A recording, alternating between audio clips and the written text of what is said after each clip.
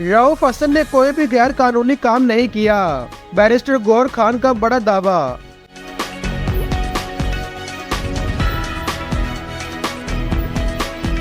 Chairman Pakistan Tehreek Insaf barrister Gauhar Khan ने कहा है कि रऊफ हसन ने जो भी राब्ते रखे वो नॉर्मल है, कोई गैर कानूनी काम नहीं किया।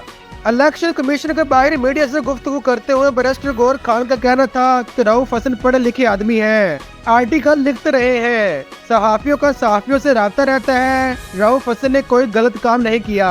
इन्होंने कहा कि इस्लामाबाद के बल्दियाती इंतखाबात में पीटीआई भरपूर हिस्सा लेगी, पीटीआई बल्दियाती इंतखाबात में क्लीन स्वीप करेगी। उम्मीदवार ज्यादा से ज्यादा तादाद में कागजात नामजदगी जमा कराएं। हमने बल्दियाती इंतखाबात के लिए हदायत जारी कर दी है। पंजाब में बिजली की कीमतों में रिलीफ को नाकाफी करार देते हुए बैरिस्टर गौहर खान का कहना था कि बिजली की कीमत सब के लिए और मुश्किल कम होनी चाहिए। इनसे बिजली की कीमतें कम नहीं हो रही, तरक्याती फंड से निकाल कर रिलीफ दिया जा रहा है।